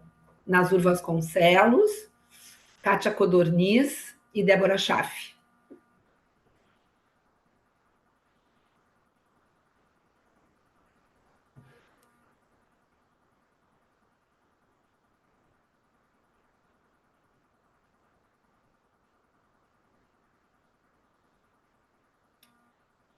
Bom dia, Nazur, bom dia. A Débora eu já dei, Kátia. Nazur, por favor, a palavra está contigo. Bom dia. Bom, eu vou iniciar agradecendo, né, a brilhante conversa enriquecedora, abastecedora e que nos desenvolve esse potencial de ferramenta, né? E, bom, foram tantas questões e a que eu ia trazer, de alguma forma, nessa evolução da conversa já apareceu, que é esse respeito ao ritmo e tempo e a nossa responsabilidade, né, em relação a isso. Porque eu também tive essa impressão de que precisamos entender que alguns vão cansar em determinado momento e que outros podem se incluir, e que isso lembra algo, né? Já que estamos falando do esporte como uma corrida em bastão, né? Mas que sempre renovável e necessária, né? E, então, esse aspecto da rede e da arte, e eu lembrei que muitos atletas, muitas pessoas do esporte se envolveram nisso, né, nesse momento, e eu fiquei pensando, bom, esse é um desafio para o psicanalista, inclusive reconhecer o limite da nossa intervenção e o limite do autorrespeito e do nosso até autocuidado, de, enfim, que momentos estamos inundados, precisamos nos dar esse tempo, enfim, e que isso está presente, né? E a esperança é nessa renovação da rede, mas era mais, enfim, para continuar ouvindo, que está muito abastecedor como uma ferramenta para nós. Obrigado. Obrigada. Kátia, tão bom ver colegas de outros estados aqui com a gente, a Kátia do Mato Grosso, isso nos aquece a alma. Kátia, pois é, eu acho que eu resido em Mato Grosso do Sul, né? Não estou vivendo de perto, tão pertinho assim como vocês, esse momento tão difícil e doloroso, né? Mas a gente costuma dizer aqui na nossa sociedade que nós temos tantos amigos em Porto Alegre. Porto Alegre nos ajudou tanto em tantos momentos que a gente se sente um pouco gaúcho, né? Gaúcho. Esses dias eu estava ouvindo uma. Eu não sabia que gaúcho vem da palavra guacho. Aquilo me tocou profundamente, né? Porque aqui em Mato Grosso do Sul, a gente não, as pessoas trabalham com pecuária e eu fiquei bastante sensibilizada e estou, né, trabalhando indiretamente, indiretamente, porque não estou aí tirando escombro, levando água como gostaria de poder estar. Mas estou trabalhando como psicanalista, psicóloga, eu faço parte do SOS Brasil também. Mas eu estava muito tocada, eu tenho acompanhado Mariana no podcast, acompanhado também um material que é a Associação de Psiquiatria do Rio Grande do Sul, né? Então eu estou tentando me inteirar e estou aprendendo muitíssimo, porque essas situações de catástrofes horrorosas nos ajudam também nas catástrofes emocionais, né? Mas eu estava ouvindo algumas colegas e pensando, né, o que é possível a gente fazer emocionalmente e que às vezes fica tão distante do que a gente acha que é suficiente, necessário, né? Talvez na nossa dificuldade de aceitar a nossa impotência, né? Numa situação como essa, né? Mas eu acredito que, apesar da Mariana ter dito que a gente não deva ter culpas, né? Não tem como não sentir culpas, né? A colega, eu acho que foi a Eneida que comentou, né? Eu só fiquei alguns dias sem luz ou sem água, né? Tem as diferenças, tem as culpas, né? Mas eu acredito, sim, no que você falou, né, da gente aceitar as nossas alteridades e a alteridade e trabalhando dentro do possível também como psicólogos e psicanalistas. Acho que você foi muito clara hoje quando você diz da importância da continuidade, mas não precisa ser uma pessoa só continuar. Eu faço um pouquinho, o outro faz um pouquinho, e a gente vai. Você falou da ambulância, né, de ambulância, eu acho que a gente vai ter que fazer isso com os atendimentos, né? Eu atendo agora umas 8 até 8 sessões, a pessoa precisa, né, faz parte desses 10% que vão precisar de mais trabalho, ou nos 5%, a gente ir fazendo redes e ir atendendo, porque essa situação só começou, infelizmente, né? E às vezes a gente se vê tão impotente e tão sem poder dar coisas que a gente também não valoriza esse pequeno trabalho, que não é tão pequeno, que a gente possa fazer com as pessoas que, de uma forma ou outra, talvez trabalharmos, como você também falou, em grupos com os garis, em grupos com os cuidadores dos albergues, em grupos, né, tentar, de uma forma, cuidar dessas pessoas que estão cuidando da população. Muito obrigada, tenho aprendido muitíssimo, muitíssimo com você, e não sei se vai caber hoje, porque vai ter um evento de infância, né? Mas eu acho que uma coisa muito bonita que você contou para a gente é que você começa a trabalhar com as crianças, né? E que elas têm tantos recursos imaginativos que elas, às vezes, nos dão ideias que a gente inicialmente não consegue abarcar sozinhos. Obrigada, obrigada, Sociedade Porto Alegre, é um prazer estar com vocês. Um abraço para todos. Obrigada, Kátia, um abraço. Débora, por favor. Mariana, eu acho impressionante que cada vez que eu te ouço, em si já traz um sentimento de esperança e diminui a sensação de impotência, porque tu faz com que... a minha mente ela é muito voltada assim, eu vejo sofrimento, eu quero achar soluções. Minha mente é muito ativa. E o que tu nos diz é que nossa maior contribuição como psicanalistas, no fim, é fazer aquilo que a gente justamente sabe fazer, que é a escuta, né? Mais do que o fazer, claro que no primeiro momento isso é muito importante, mas agora, nesse momento que inicia uma reconstrução, é a escuta, né? A escuta das necessidades e das vivências que as pessoas estão tendo. E também a ajuda na criação de significados e de histórias sobre o que está acontecendo. Então, essa questão do livro com as crianças, elas vão criando uma história sobre o que aconteceu, né? Sabe que agora que me dei conta disso, eu venho de uma família de refugiados da União Soviética, e se conta histórias sobre, né? E a história que era contada, eu pensei nisso quando falaram sobre as pessoas estarem mais ativas nos abrigos. A história que se conta é: meu avô era o cozinheiro do campo de refugiados. É um detalhe, ele era o cozinheiro, mas isso entra na história, ele tinha um papel, já era uma reorganização dentro do próprio campo, né? Isso vai fazendo parte das histórias, ele contribuiu. E eu acho que foi nessa escuta que veio a questão da gente ouvir essa culpa, que ficou muito forte. Sim. Eu que moro fora do estado também, eu estou morando em Santa Catarina, eu atendi mais voluntários do que vítimas propriamente, né? E isso é muito presente. Todos nós sentimos, né? Por uns dias, abrir a torneira dava uma sensação estranha, tomar um banho quente, cobrir meu filho na cama quentinha à noite, tudo isso dava uma sensação de lembrar, né, que muitas pessoas não estavam naquela situação. E essa criação de histórias talvez também ajude nessa culpa, que eu acho que foi uma das coisas que mais contribuiu para o burnout, porque eles ficavam, os voluntários, o tempo todo eles não conseguiam parar, porque se sentiam mal, que viam que a necessidade era muito grande. E para alguns eu até usei uma imagem que foi feita por algum artista também, que era o Rio Grande do Sul, uma pessoa afundando e várias outras pessoas de mãos dadas, uma cadeia puxando. E aí eu disse para ele: olha, tu lembra dessa imagem? E a pessoa tinha visto também.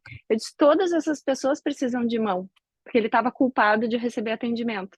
Ele disse: eu vou receber atendimento, mas eu tô aqui na minha casa, né? Eu só fui ajudar. Então, quando eu disse isso, ele: faz sentido, tá bem, eu posso ir na academia, então, sabe, eu posso descansar um dia, sei lá. Então, como essa nossa atuação na criação dessas histórias também ajuda, né? Obrigada. Gente, nós temos mais 4 inscritos. A Kátia, eu acho que vai vir à tela agora. E aí nós temos a Kátia Mello. Nós temos que encerrar e eu peço que todos os colegas que vão se colocar agora sejam breves, porque o nosso tempo está encerrando e a Mariana também precisa dar uma parada. A Kátia Grayson vem à tela agora. Está aí a Kátia. Kátia, a palavra está contigo, só peço que tu realmente possa ser breve. Obrigada. Sim. Obrigado, Kátia, obrigado por essa atividade, obrigada a Luciana, que também está ajudando nisso, a Carol e a Débora, enfim, quem está proporcionando essa oportunidade. Eu vou ser breve, assim, e são duas coisas que eu gostaria de falar. Uma é ouvir a experiência da Mariana, porque eu tenho acompanhado e participado de várias formas nessa catástrofe, assim, é a diferença que ela sabe e já tem, assim, talvez mais trânsito do que nós entre a nossa participação como psicanalistas, online e ao vivo. Eu gostaria de ouvi-la, porque eu já ouvi de várias formas, pessoas... Qual é o risco da gente atender online? Qual é o benefício da gente atender online? Ao mesmo tempo, qual é o benefício e qual é também a diferença, então, do atendimento ao vivo? Nos abrigos, ou da forma que for, em roda de conversa, o que for. A outra coisa é que eu acho que a gente passa por uma reestruturação nesse momento, assim como nós já passamos na pandemia e certamente vamos seguir passando agora com outras mudanças climáticas, a gente passa por uma situação que a gente não conhece, não tem representação para isso, é uma situação que está se apresentando, mesmo quem já passou pela pandemia, quem já esteve em outros lugares, né, de outras... Então, a gente talvez tenha que pensar também e possa contribuir com essa forma inédita que a psicanálise tem de poder pensar. Nós não temos registro para isso. Aqui no Rio Grande do Sul, nós não temos isso. Então, era para ouvi-la também. Obrigada. Obrigada, Kátia. Mariana, a palavra é tua. Novamente, obrigada. As contribuições fazem também elaborar. Eu vou dar um exemplo agora do MSF, né, que eu acho interessante. O MSF é uma organização de emergência, né, de responder justamente à emergência. E dentro do MSF, a gente tem equipes de emergência, equipes pós-emergência. Mesmo no contexto de emergência. Aqueles que vão para a fase aguda, que são aqueles que sabem lidar, é uma missão curta, geralmente 5 semanas, e eles saem, e aí vem uma outra equipe. Então, é só para dar um exemplo de que a construção, ela não é eu ter que dar conta o tempo todo, né? Eu posso dar conta com isso, eu posso ajudar com isso, eu posso oferecer isso. E agora talvez eu tenha que dar um passo atrás e outros virem. Agora, o link, que é o que traz a sustentabilidade, né? Outra coisa que várias vezes na MSF a gente discute, por exemplo, sobreviventes de violência, né? Que acontece em qualquer sobrevivente de violência sexual, por exemplo. Tá, mas agora é uma criança, a gente tem que ter proteção. A gente não oferece proteção, a gente é uma organização médica. Então, mas aí entra a importância de ter as redes, então a gente encaminha para uma outra organização, como que faz o encaminhamento, como que faz o feedback para saber se a criança está realmente protegida. Então, é só um exemplo de que, de novo, a gente não vai dar conta de tudo, mas quando a gente trabalha com as potencialidades de cada um, é possível, ou de cada organização, ou de cada coletivo, é impossível encontrar ferramentas juntos para uma sustentabilidade, né? Acho que isso já foi falado, o exemplo do esporte foi bem bacana, que eu acho que é bem isso, mesmo no esporte, tem uns que vão correr 200 metros, né, para alcançar o objetivo, e tem outros que vão correr a maratona, porque cada um tem as suas condições também, não só psíquicas, mas profissionais. Eu fui treinada, formada, né, porque eu ainda estou em formação, enquanto psicanalista. Então, não adianta esperarem que eu vou dar conta de fazer um curativo, porque eu não sei fazer isso, né? E talvez, se eu for me oferecer a fazer um curativo, vai ser ainda pior. Agora, quanto psicanalista, existem outras possibilidades. E agora, falando do atendimento online, e talvez, de novo, essa é a minha opinião, talvez outras pessoas divergem de mim, mas eu entendo que as possibilidades são múltiplas. Não tem uma resposta, novamente. Como tu falou, São experiências que se apresentam e a gente vai ter que se reorganizar nessa apresentação e a partir dessa apresentação. E talvez o que sirva num momento não serve em outro, e o que funciona nessa experiência não vai funcionar em outra comunidade ou em outro país. Agora, por exemplo, profissionais psicanalistas online que estão à distância, né? O que é possível? Vou dar um exemplo. É um dos motivos que nós somos 4, o Instituto Diáspora em Diálogo foi um sonho de algumas colegas, justamente do mundo humanitário, que a gente queria como que a gente pode oferecer capacitação para outras pessoas, somos todas psicanalistas, que não só nesse conceito da organização humanitária, né? Então, o Instituto Diáspora em Diálogo, ele foi fundado nesse sentido.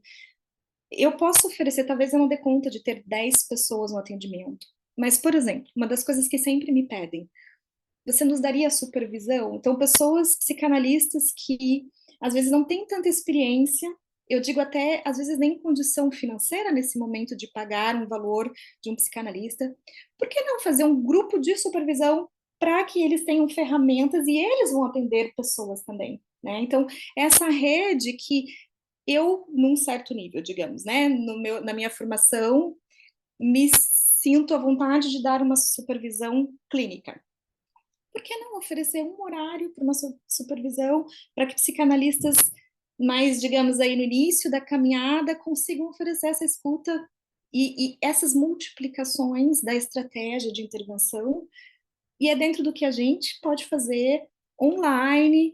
Atendimento online funciona? Aí agora a questão da leitura, né, de cada atendimento. Para algumas pessoas é a mesma coisa do tradutor quando eu trabalho fora né, em contextos de outras línguas. É a mesma situação. Às vezes, o atendimento online para algumas pessoas, justamente pelo distanciamento, seja mais positivo, porque consegue ter uma separação dessa fase aguda, dessa experiência que está aí, né, ainda bem molhada, digamos assim, né, e eu consigo, talvez, dar conta, oferecer uma escuta com certo distanciamento, sem estar tão implicado, e às vezes alguns indivíduos até preferem. Isso eu aprendi muito no MSF também, como psicóloga, que alguns eu achava, mas é melhor ter uma psicóloga que fale língua. Alguns escolhiam falar com uma pessoa de fora porque não está atravessada pelas experiências, porque está num outro lugar e é uma possibilidade de trazer algo outro, né? Nesse imaginário de que esse vai me ajudar de um lugar a outro, pode ser justamente o que o traz para uma possível transferência, por exemplo, né?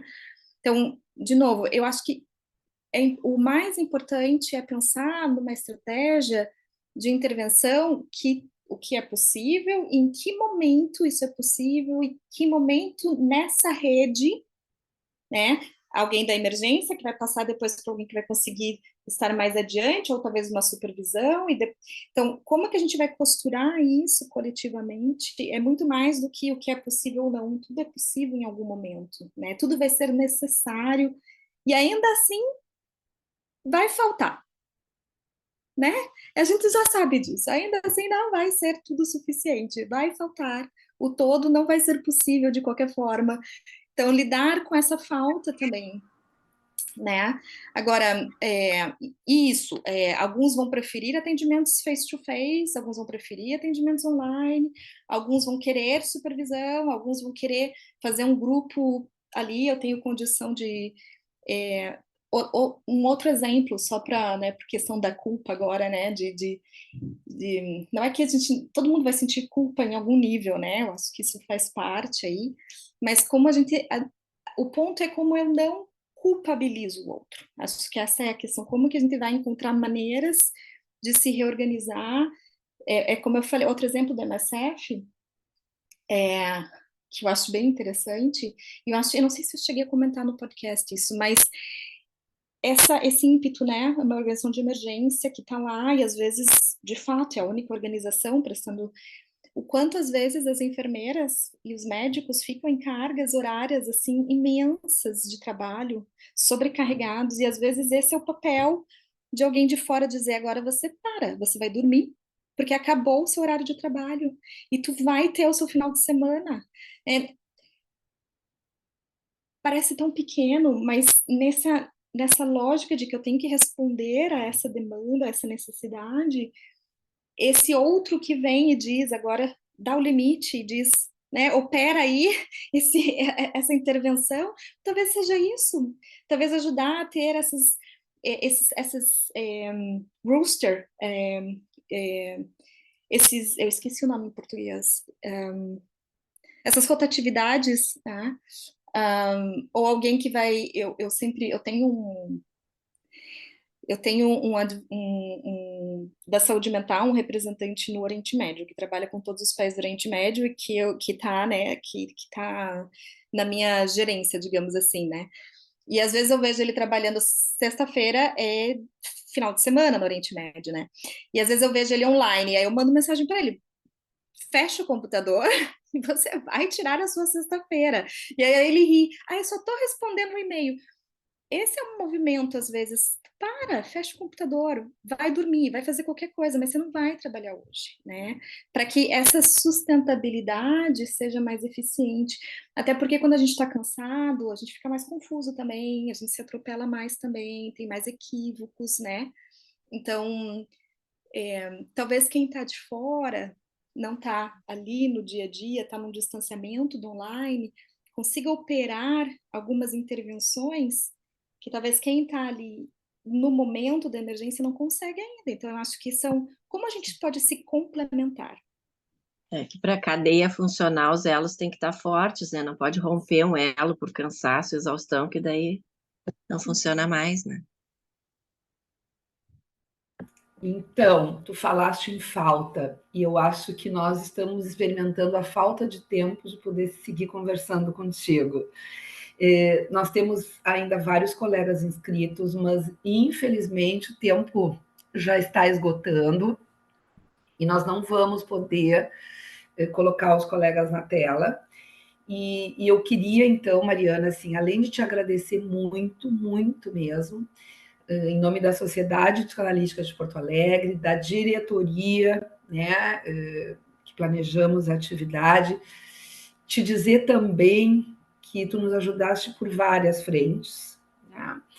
E que uma das coisas que a gente tem visto, inclusive enquanto diretoria, tem sido algo que nós temos pensado, que embora a gente gostaria de não ter tanta culpa, mas inclusive para voltar a viver, para voltar a nos ocupar com as várias coisas da vida, e eu realmente insisto isso, que é importante a gente retomar a nossa vida, para nós estarmos fortes, para poder ajudar quem tem dificuldade de retomar suas vidas.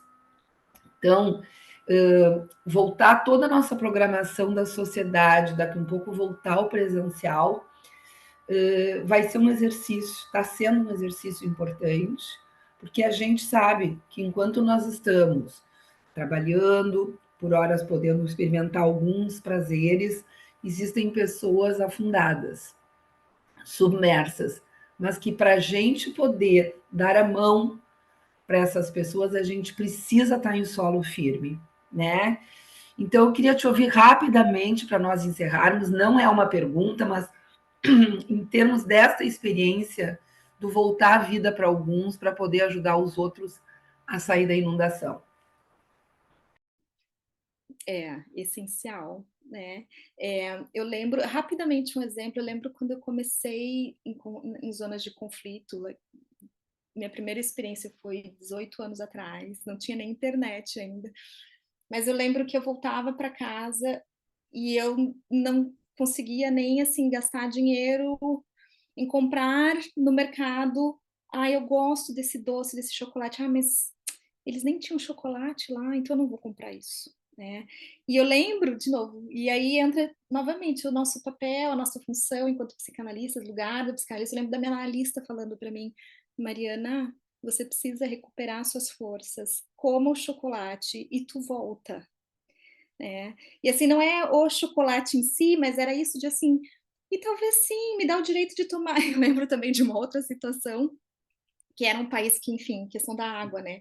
Era o que a gente estava vivenciando, e eu me sentia tão culpada de tomar um banho de banheira, e eu via aquela banheira, e eu queria tomar um banho de banheira, E aí, de novo, assim, se dê um banho. Não precisa tomar banho de banheira toda semana, mas se dê o banho de banheira no seu dia de folga para você voltar a trabalhar, né? Então, aprender a lidar, essa é a realidade hoje, ponto. A gente não sabe por quanto tempo e as repetições vão acontecer, porque a gente sabe que é da ordem do sintoma aí, né? As questões climáticas. Então, a análise de risco, ela passa por isso também. O aprendizado de vocês pode ajudar a futuras experiências também. E um dos aprendizados é, eu preciso cuidar de mim também. Eu preciso recomeçar rotinas, porque quando a gente, nessa desorganização, o não ter uma rotina, às vezes, pode ser mais prejudicial para alguns. Então, ter a possibilidade de alguns que estão ali com um pouco mais de fôlego, recomeçar uma atividade, que as pessoas que puxem outros a começar. Eu compartilhei essa experiência rapidamente, né, das crianças que não iam para aula porque tudo tinha parado, então a gente começou uma escola com uma professora para que algumas crianças começassem, né, no projeto a ter aula de novo, que isso dá aquela sensação de recomeço, de vida de novo, de esperança de novo. Então, quem tem fôlego nesse momento para recomeçar, recomeça, é importante esses passos, talvez seja difícil, porque, né, a realidade nos convoca para uma outra inércia aí, mas talvez seja isso, vamos recomeçar algumas atividades, não precisa ser tudo, de novo, passo a passo, o que é possível, não precisam ser todas as atividades. Vamos começar um dia, vamos começar algumas atividades, vamos... Então, e se cuidar, novamente, o próprio autocuidado, ele é essencial, achar formas de o que é importante para mim, para eu estar bem, para que eu possa ajudar outras pessoas. Se todo mundo, no momento da emergência, der todo o fôlego e não se permitir ter os seus certos prazeres, a gente não vai dar conta, né? Então, o que eu desejo, então, para vocês, é que a gente consiga, né, se ouvir também, se ouvir nesse processo. E porque no encontro com o outro, no encontro com o outro que passou pela mesma experiência, é de mim que vai dizer também. Então, que eu esteja alerta dessa minha escuta de mim mesma, para que eu não só reaja ou transfira ou projete. Eu gosto muito de uma autora da psicanálise aqui de Paris, o nome dela, só para terminar, é Marie Rose, e ela fala do descentramento de si nos momentos de emergência, quanto analista, né? Então, assim, mas para eu fazer isso, eu preciso me escutar, eu preciso estar atravessada por esse processo, né? Da minha própria análise também, da supervisão, e se cuidar. Então, eu espero que tenha sido aí um pouco de ânimo também, porque é disso que a gente fala nesses momentos, né?